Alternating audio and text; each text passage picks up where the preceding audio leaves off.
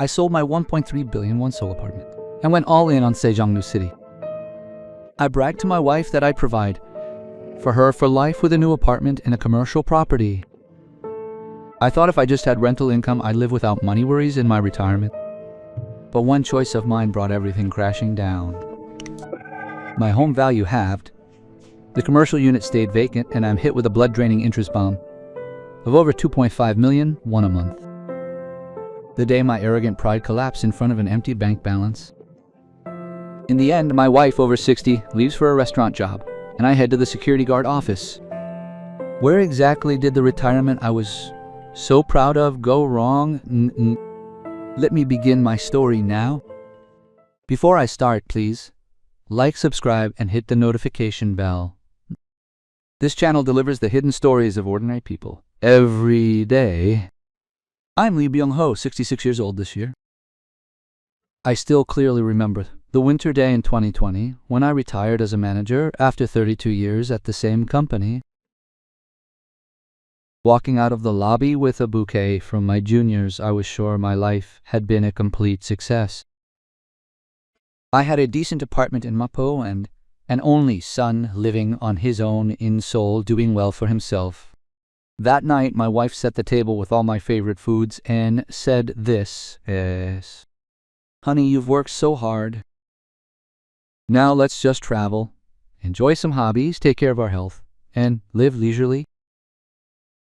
I put down my chopsticks and answered with a smile, "You've worked hard raising our son and supporting me all this time, too.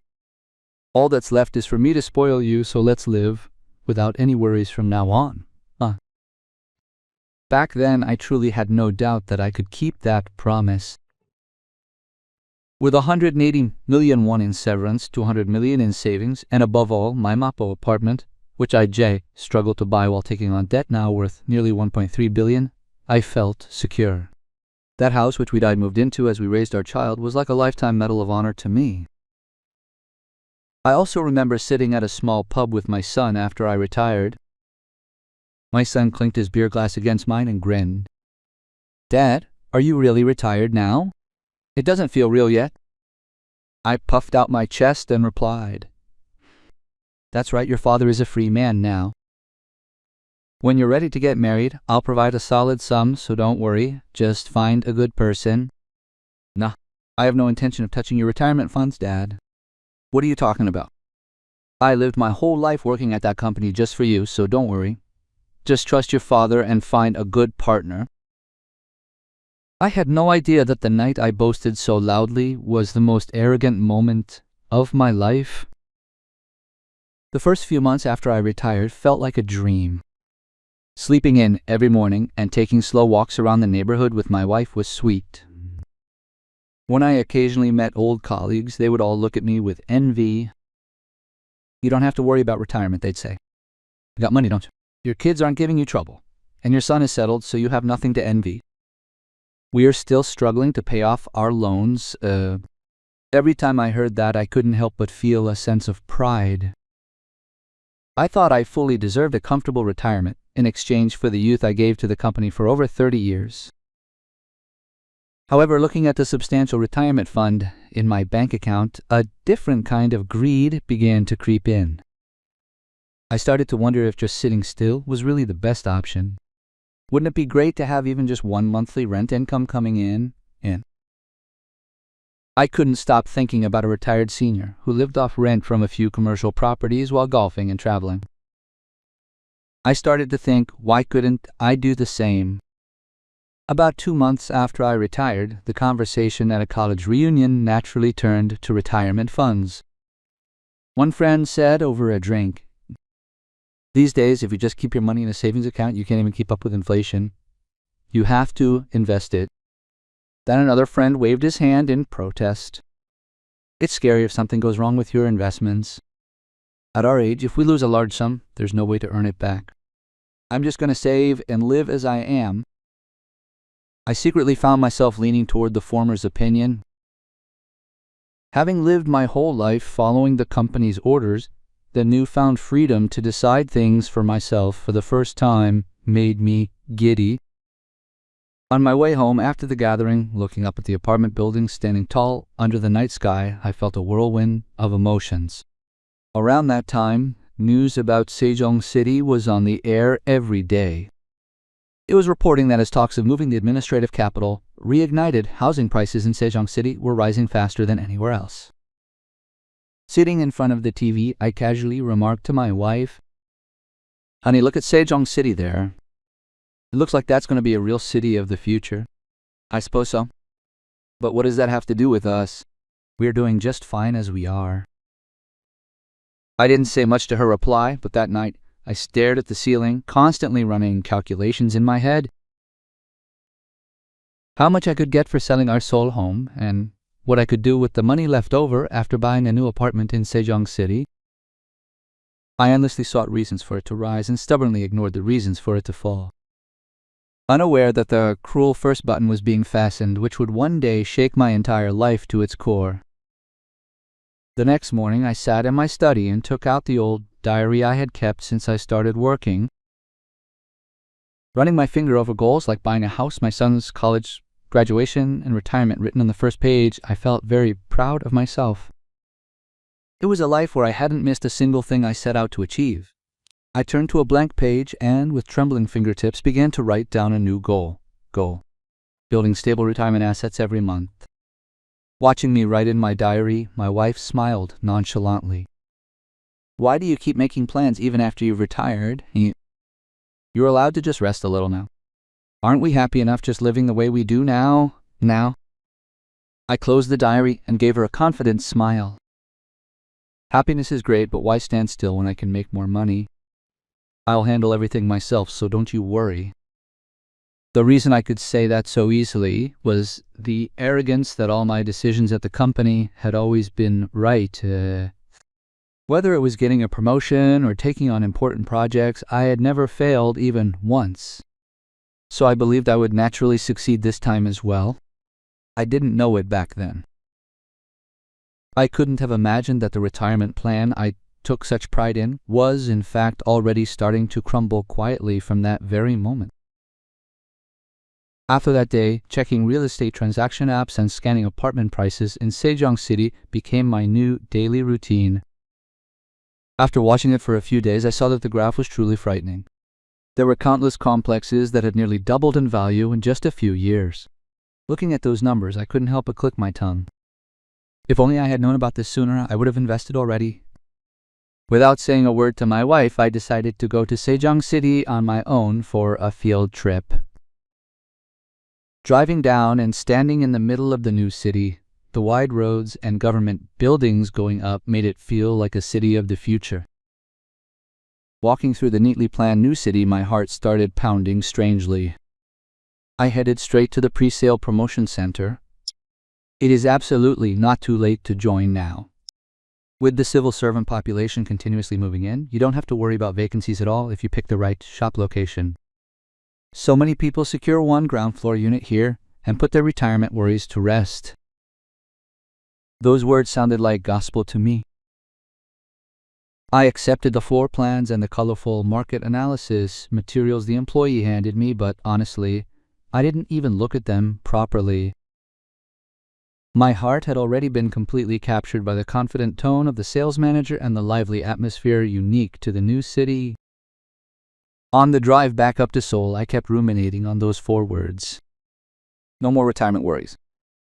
In truth, I had a deep-seated anxiety I hadn't told anyone about. Although my severance pay and savings combined weren't a small sum, I wasn't confident I could last 20 or 30 years on that money. Once my salary stopped coming in, my bank balance just kept shrinking every month.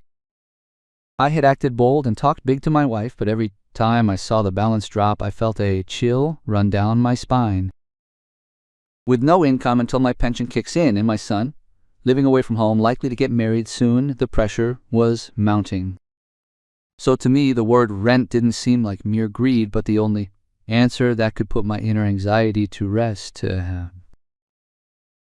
If I had money coming in steadily every month, I felt I wouldn't have to spend any more sleepless nights staring at my bank balance. Besides, I justified my decision as a result of careful, perfect calculation. thinking that holding only bank deposits in this day and age was a loss. It was around that time that I casually brought it up at an alumni gathering and faced fierce opposition from my friends. I'm buying an apartment in a commercial unit in Sejong City. Are you out of your mind? Why on earth would you sell your house in Seoul? One friend warned me seriously that people flock to Seoul while populations are shrinking in the provinces, and another friend chimed in to support him. Commercial property is even riskier. What if it sits vacant and you're stuck paying off loan interest every month? Can you handle that? I scoffed at their words. You guys don't know the current market in Sejong. If you don't get in now, it'll be too late to regret it later. I went there and saw it with my own eyes. My friends shook their heads, but I thought they were just being cowardly and missing the opportunity right in front of them. Throughout my 32-year career, I had always stayed a step ahead of others to achieve results. I was certain this would be no different. When I got home, I brought up the Sejong City idea to my wife for the first time. Honey, I went to Sejong City last week. If we secure a good commercial unit there, our worries about retirement funds will be completely over. My wife stopped cooking and turned to look at me with a startled expression. What? When did you go? I didn't tell you because I didn't want you to worry. I went and saw it, and I'm completely convinced if we sell our house and move there, we can live in a nice apartment and use the remaining money to buy the commercial unit. My wife's face instantly turned pale and rigid. Sell our house? Honey, that's basically all the money we have. If something goes wrong with the house, we're really in big trouble. Big deal. On the contrary, not moving now is the real big deal. You just need to trust me and follow my lead. My wife looked at me with still skeptical eyes, but I was full of confidence. A few days later, I received an urgent call from the sales team leader. Sir, about that spot I showed you, someone else wants to put down a deposit for it. If you want to go through with it, you need to hurry. A spot this good gets snapped up in no time. The urgent voice on the other end of the line made me even more anxious. As soon as I hung up the phone, I sat my wife down again. Honey, if we don't grab it now, we'll miss it. They said there are tons of people coming to see it. My wife let out a deep sigh and looked at me. Honey, how can you believe everything that person says? Isn't that just how they all talk? Just to make us rush into it. To me, this house is more precious than money right now. You look at the world too negatively. A person needs to be a bit bold to seize an opportunity. You spend your whole life just weighing options, you'll never do anything. Boldness is fine, but this involves our entire fortune. I'm so scared. With no regular income after retirement, is it really right to sell our home and buy a retail space? My wife's voice was trembling. For that moment, I think my resolve wavered too. But I quickly composed myself and held my wife's hand tightly. Don't you trust me? Have I ever shaken our family foundation by making the wrong choice before? I looked into this and decided on it myself this time too. Look at house prices rising in Seoul. Sejong is just getting started. If you do as I say, we'll get rent every month and be able to help our son when he gets married. My wife stared at me in silence for a long time before finally nodding slowly. Since you say it like that, I understand. But let's look into it very carefully. I finally felt at ease then. Just having obtained my wife's consent made my conviction feel even stronger. That night, I lay in bed staring at the map of Sejong City. I imagined which block to pick for the shop and which apartment complex would rise more in value. In those fantasies, I was already a winner, enjoying a relaxed retirement with monthly rental income. My wife's anxious face and my friends' warnings were no longer visible to me. That was how I was pushing myself toward the cruelest choice of my life. In the spring of 2021, I finally put our Seoul apartment on the market. Less than 2 weeks after listing it, a buyer appeared, and we signed the contract for 1.3 billion won. When I signed the final contract, I felt more proud than bittersweet. The fact that years of hard work had finally paid off in such a large sum felt like proof that my decision was the right one. After paying the balance for the apartment, we signed a contract for an apartment in Sejong City for 1 billion won. On moving day, my wife and I sat across from each other in the empty living room. The house, stripped of all our belongings, felt strangely spacious and desolate. Faded marks remained where the furniture used to be, and the doorframe of what was once our son's room still bore the scribbles we used to measure his height. I traced those marks with my fingertips, a flood of mixed emotions washing over me. "Honey, we really lived here a long time while raising our son," my wife said quietly while looking out the window. I patted her shoulder and answered, "Don't be sad. We're making a fresh start in a place much better than this. The Sejong apartment is much more comfortable, and with the rent from the commercial space, we can live without a worry." After paying taxes, broker fees, and the balance for the new apartment from the sale of our sole home, about 260 million won remained in cash. Looking at that money, my wife earnestly urged me, "Honey, let's never touch this money.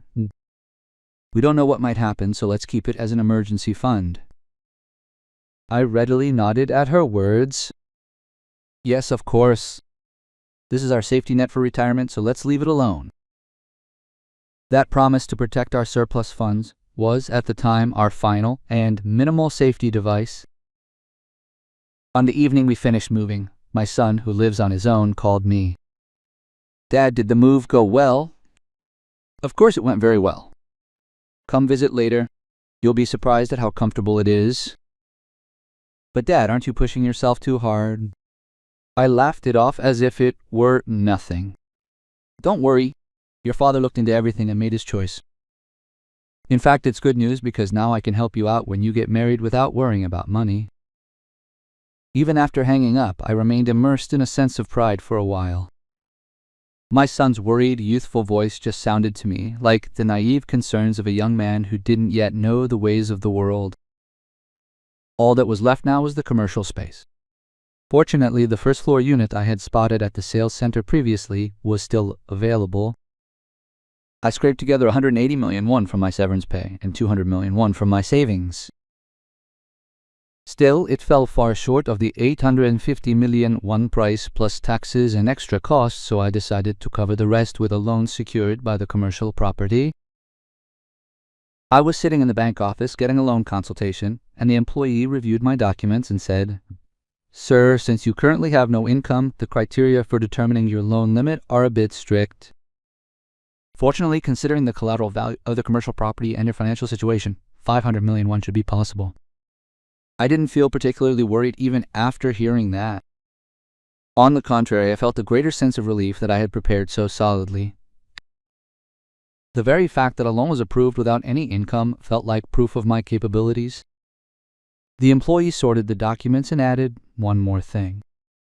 However, interest rates might rise in the future, so it's best to allow some breathing room for interest payments. I just brushed off that comment as a standard, formal piece of advice. I considered it just a cliched warning that banks always give.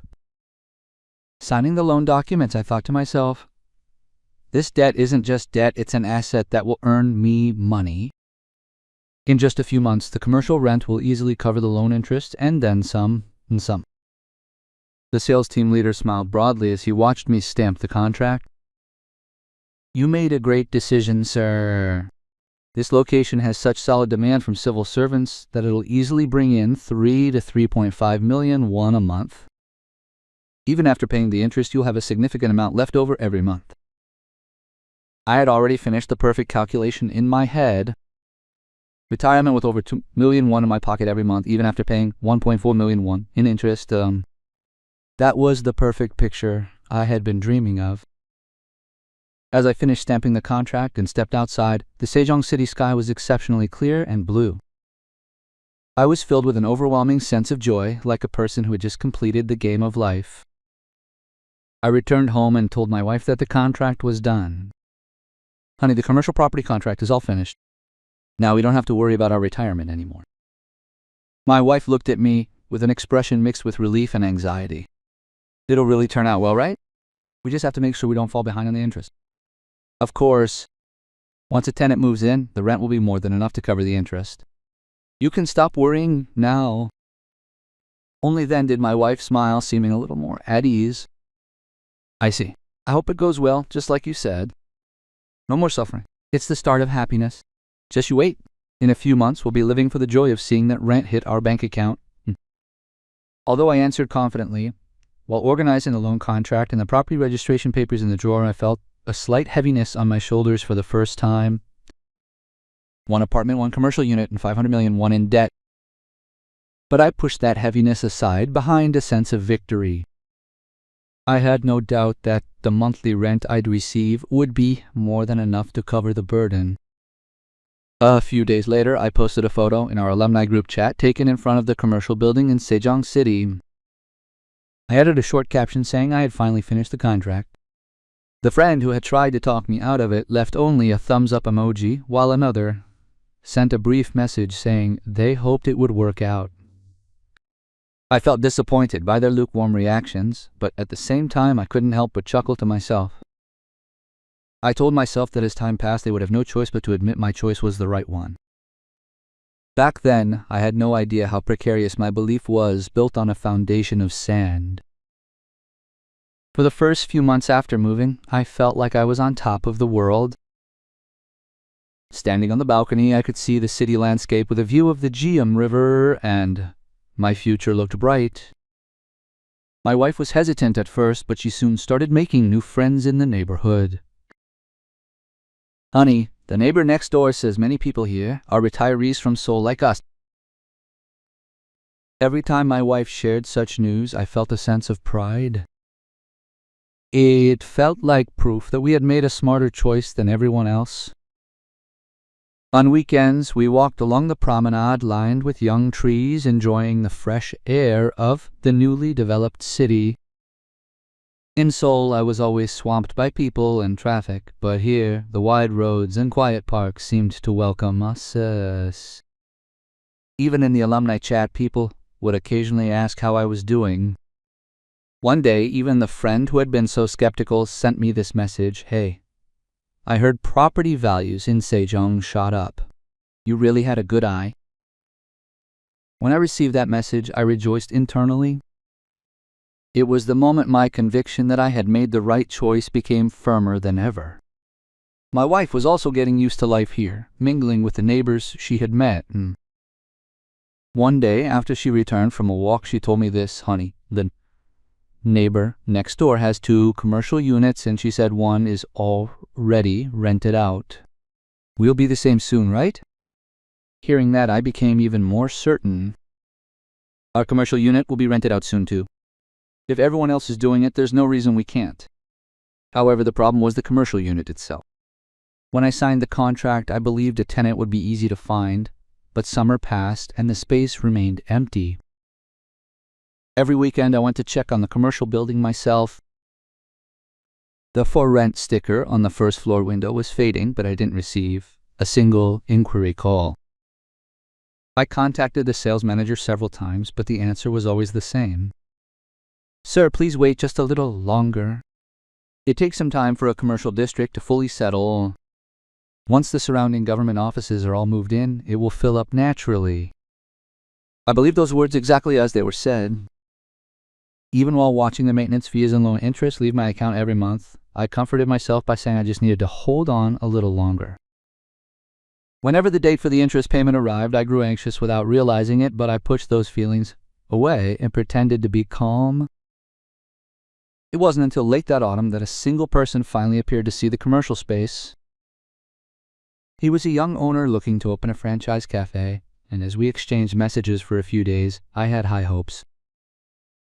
However, he ultimately gave up on the contract due to the maintenance fees and initial interior costs. I barely slept for a few days after hearing the news, but I tried hard to comfort myself. A better tenant will come next time.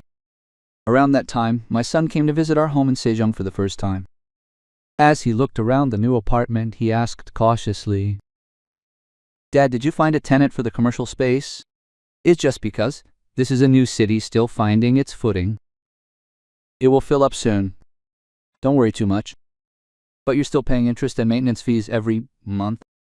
Are you really okay?" I waved my hand and laughed. I started this after calculating my retirement funds generously. I can handle that much easily. Don't worry. Around late autumn that year, talk of the base interest rate started to appear in the news from time to time. Experts predicted that the Bank of Korea would have no choice but to raise rates as inflation continued to rise. I didn't pay much attention to the news even as I watched it. Honey, what if the loan interest just keeps going up like that? When my wife asked with concern, I answered as if it were no big deal. Even if it rises a little, how much could it possibly go up? And once a tenant comes in soon, the monthly rent will more than cover it, so why worry? We started this with plenty of margin, so stop worrying. Even when I happened to see an article about Sejong apartment prices stalling that winter, I brushed it off. Adjustment periods happen everywhere. The major trend won't change.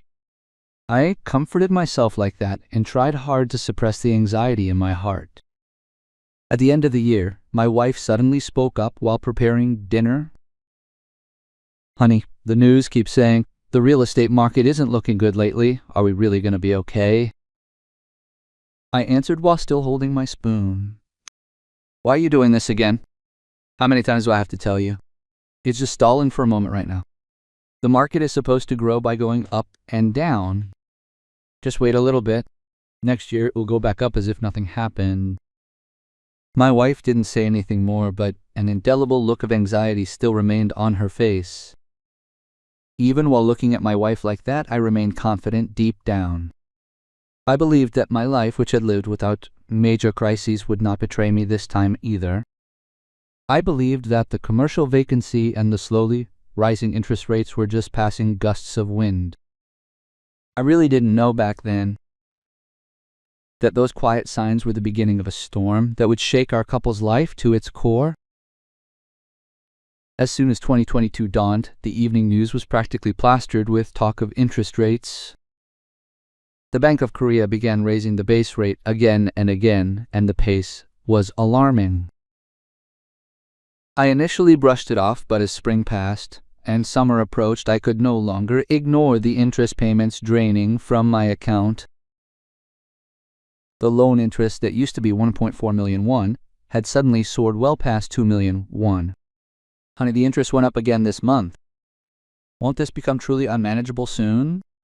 Even when my wife looked at the bank book and asked with worry, I still tried hard to act calm. Just bear with it a little longer. If we give up now, we just lock in our losses. Let's hold on a bit more. We've held out well so far. But the commercial space remained empty with nearly a year having passed. Over 400,000 won in maintenance fees went out every month, and with the loan interest on top of that, our expenses snowballed. I would linger in front of the unit every weekend looking for passers-by, but there was no one on the street and no one took notice of the for lease sticker. Once I heard news about the commercial unit of the neighbor my wife used to envy. Honey, they say the neighbor's shop is having a hard time lately too.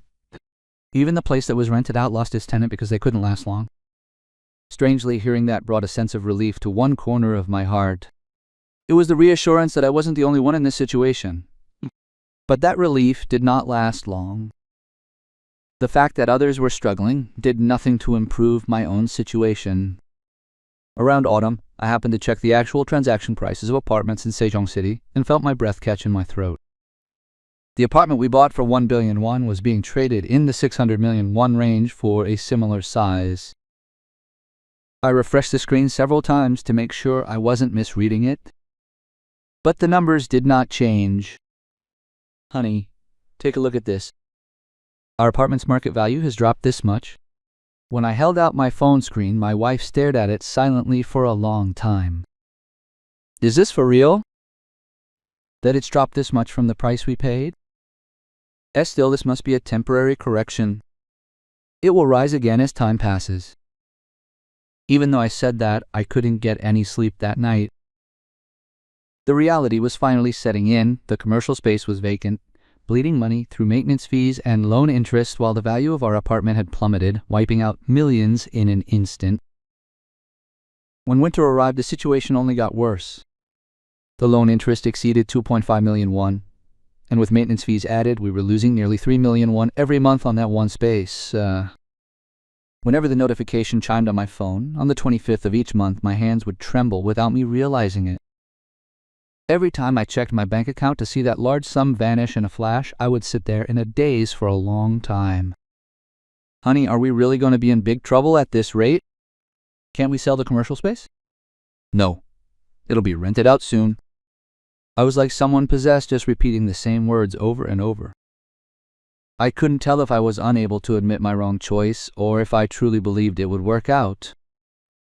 My wife's face now showed not just worry but genuine fear. But I couldn't give her any answer. In the past, I would have confidently talked big, but now I couldn't even find the words to say. Watching me, my wife tried to sound calm as she continued. Honey, we still have 170 million won in spare funds, so we shouldn't face a crisis right away, right? I nodded, but deep down, I wasn't confident about how long that money would last. Considering our living expenses, insurance, utilities, apartment maintenance, and the nearly 3 million won hemorrhaging from the commercial space, I vaguely felt that our spare funds were far from infinite. My contact with friends also became less and less frequent. One friend who had once tried to stop me reached out, pretending to just ask how I was while subtly bringing up the Sejong City real estate market. I heard it dropped a lot there. Are you okay? I tried to act as if nothing was wrong and answered, well, that's just how the market is. It'll go back up soon. After hanging up, I stood in that spot for a long time. Just a year ago, my friends had envied me, but I could feel that their gaze had shifted to a mix of worry and pity. As the end of the year approached, I started to seriously consider putting the commercial space up for an emergency sale. I called a real estate agency near my house. Sir, even if you list it now, there's just no buying demand. Even if it does sell, you'll need to be prepared to take far less than the original sale price. After hearing that, I hung up the phone and sat blankly on the living room sofa for a long while. Only then did I realize that no matter whether I sold it at a loss or held on to it, I was losing money every month. There was no way out. I still couldn't fully accept that my retirement plan, which I had believed to be perfect, was crumbling after just 1 year. And that instability was only just the beginning. As we entered 2023, the daily life of my wife and me changed completely. My wife used to enjoy a relaxed life, going for walks or attending community centers, but now she was more often seen poring over account books, trying to save every penny. I was no different. After paying the monthly interest on the commercial property, maintenance fees, apartment bills, our living expenses, and insurance, our account balance would visibly shrink. Our surplus funds, which once stood at 260 million, had dwindled to just over 100 million. Every time I checked that number, a cold chill would run through me. Honey, at this rate, won't this money run out soon? When my wife asked me as she closed the account book, I tried to answer as calmly as I could. Let's hold on a little longer. Everything will be solved once the commercial unit is rented out. Then my wife's pent-up frustration finally erupted. Stop saying a little longer, just stop it. Please just look at our reality. Has anything gone right since I moved here? Trusting you? Commercial unit has been vacant for 2 years, eating away at our retirement funds, and the apartment is on the verge of dropping to the 500 million range. Please just sell the place, give it away, just do something. I'm begging you, honey. I couldn't say a word in response to my wife's cry, because I no longer had even a shred of the confidence I once had. Watching the speed at which our bank balance was falling, I would secretly tap on my calculator every night. I was desperately trying to ignore the answer to how long we could hold on, even though I already knew it. Around that time, I became so desperate that I considered lowering the rent well below the market rate, or even letting someone in for free just to cover the maintenance fees. I contacted several real estate agencies again, but the responses were all the same. Sir, no matter how much you lower the terms, there aren't even any inquiries right now. The commercial area is just completely dead. Every time I heard that, I felt like I was burning up inside. For the first time, a sense of helplessness, knowing there was nothing I could do, weighed me down completely. Even when I listed the commercial property for sale, not a single person came to look at it. Then one evening, I got a call from my son who was living on his own. His voice sounded quite excited, unlike his usual tone. "Dad, I have something to tell you." "Sure, what is it?" "I've met someone I want to marry around next year. We've been seeing each other for a while, and we are finally talking about it seriously." My heart sank the moment I heard that. As a parent, I should have been happy to hear about my child's marriage, but all I could think of wasn't congratulations, but my draining bank account. "Congratulations on that. You've met a good person." "Father, why does your voice sound like that? Is something wrong?" "No, nothing's wrong. It's just so sudden, that's all." "It's great news, really." After hanging up, I sat on the sofa for a long time, unable to move. I've spent my life as a manager at a large company, boasting that I'd help my son generously when he gets married, but now I can't even support myself, let alone help him. That miserable reality finally welled up in my throat. That night, I sat in my study and carefully wrote down my bank balance and projected expenses again. It was obvious that if I took anything from my 100 million won in savings to help with the wedding, our already tight life would become even tighter. Honestly, I didn't even have the courage to touch that money. I put down my pen and stared blankly at the paper for a long time. Numbers never lie, after all. When I told my wife the news about our son's marriage, both joy and anxiety flashed across her face. Our son is finally getting married. But honey, are we really in a position to help him out? My wife asked with a look of despair, sharing the same thoughts as I did. I couldn't give her an answer. In the past, I would have answered with a bold laugh, but now, not a single word could come out of my mouth. "Honey, let's not try to overextend ourselves. We can just congratulate him within our means." My wife tried to comfort me, but her words only stung my heart even more. It felt as though all the pride I had built over a lifetime was shattering before my son. A few days later, my son called again. He said he had set a date for the meeting between our families. "Father, we've decided to have the meeting in 2 months. Are you available then?" "Of course I am. Let's meet at a nice place." After the call, I suddenly remembered that night in Seoul when I sat at a pub with my son and made grand promises. "Don't worry, when it's time for you to marry, I'll be there to support you. Having said that so easily back then, I was now at a loss as to how I could even face him at the meeting. That night, I couldn't sleep for a long time, remembering the promises I made when my son was born. The night I promised to be a good father and a strong pillar for my son feels like a distant memory now. One day, with his engagement approaching, I realized I couldn't hide the truth any longer. The very fact that I hadn't told my son anything weighed heavily on me. For days, I practiced how to bring it up, repeating the words to myself countless times. Even though I was just being honest about our finances, it felt so heavy to admit after living as a proud father my whole life. I eventually called my son over to the house that weekend. Sitting across from him in the living room, I hesitated for a long time before finally speaking. "Dad, you don't look so good. And Mom, too. Is something really wrong?" "Actually, things have been very difficult for me lately. The apartment value has dropped and the commercial space is still vacant, so I'm just paying interest and maintenance fees. And there's not much of our savings left. So I'm truly sorry, but I don't think I can help you with your wedding. I'm sorry. I'm so sorry." My son's face hardened in an instant. Seeing that expression made my heart crumble. But after a moment of silence, my son spoke calmly. "Dad, why didn't you tell me sooner?" "I had no idea, and I'm sorry.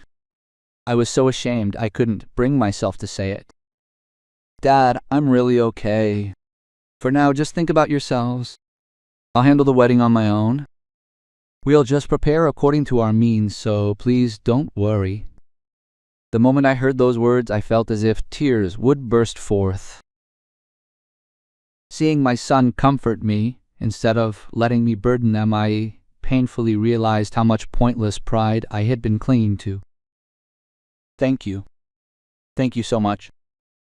Dad, I'm a grown man now. I have to take care of myself.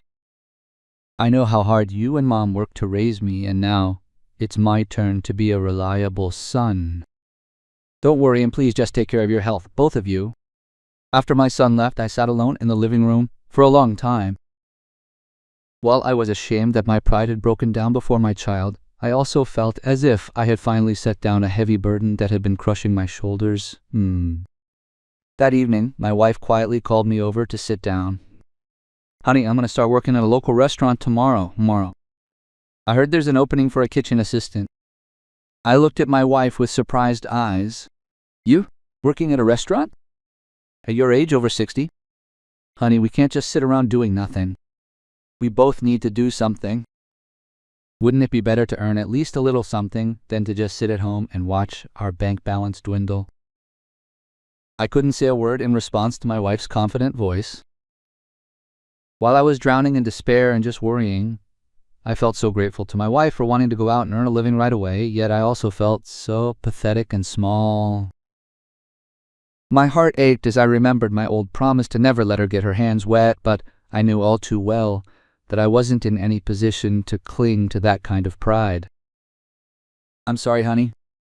Because I'm not capable enough, I'm putting you through this trouble." "What are you talking about? We can just get through this together. Don't be too hard on yourself. We can't just sit here and give up like this, can we?" She said that with a bright smile, but there was no way I could miss the bitterness hidden behind it. A few days later, while I was scrolling through job apps on my phone, I happened to come across a job posting for an apartment security guard. As I read through the working hours, salary, and requirements one by one, my fingertips strangely began to tremble. The fact that I, who had spent my whole life as a manager at a large corporation, was now looking into a security guard position felt strange and sad. My mind was complicated thinking about how I used to be in a position to give orders to my juniors. But with my wife stepping up to start working at a restaurant, I couldn't just sit there holding on to my vain pride. Pride doesn't put food on the table, after all. It was right that I bear the full responsibility for my foolish choices. The desperation of no longer being able to watch our savings shrink slowly pushed away the unfamiliar hesitation in my heart. I stared at the job posting on the screen for a long time before finally clicking the apply button. It has already been nearly a year since I started working as an apartment security guard. There are many nights I spend awake according to the schedule, and I often spend my days frantically working at the recycling center. The security uniform, which felt so strange and heartbreaking at first, has now become quite familiar to me. My wife is also still continuing to wash dishes and serve in the kitchen of a local restaurant. Although neither of us is as fit as we used to be, my monthly salary, my wife's earnings, and the national pension we've just started receiving are enough to cover our living expenses somehow. However, the commercial property remains exactly the same. Without ever having a proper tenant, the monthly loan interest and maintenance fees continue to drain away. Even now, my heart turns cold whenever I check our bank account, because we have to cover our living expenses with the money we earn from our sweat, all while still managing the interest and maintenance for the commercial property. That property, which I once believed would securely protect our retirement, has now become a money pit that swallows up our entire income. I've put the commercial property up for a quick sale several times, but there's still no one interested in buying it. Not long ago, I heard from a friend who had tried to talk me out of it. After asking how I was doing, he casually dropped a comment that left me dazed for a long time. "Hey, that Mapo apartment you sold back then hit a record high recently. It's gone up by several $100 million since you sold it." After I hung up the phone, I stared out the window for quite a while. If I had just stayed put in my soul home back then, that regret wouldn't leave my head. But what use is there in shedding tears over it now? I just forced those feelings aside and straightened my uniform collar for work again. These days, I ruminate every day on how my judgment was nothing but vain arrogance when I chose Sejong City. I only now realize that the success and confidence I built up at work throughout my life became poison when facing the most important decision of my life. My arrogance, believing only my own judgment was right and refusing to listen to others, is what ultimately led our retirement to this point. Still, I am truly fortunate that my spouse and I didn't collapse while blaming each other. Enduring the hard times together, we've actually learned to be grateful for even smaller things than before. Our son held a modest but dignified wedding, and he's bravely building his own life while understanding our situation. Is there anyone out there currently trying to recklessly gamble their life savings on a shallow conviction like I did? If so, I truly want to tell you this one thing. The moment your self-confidence reaches its peak is the most dangerous moment in your life. Tonight I head to work again, deeply engraving those words in my heart. Thank you for listening to my story until the end. I hope the story I shared has left a small resonance in a corner of your heart. Just as the years you've lived have passed, I hope your future days will always be peaceful and warm.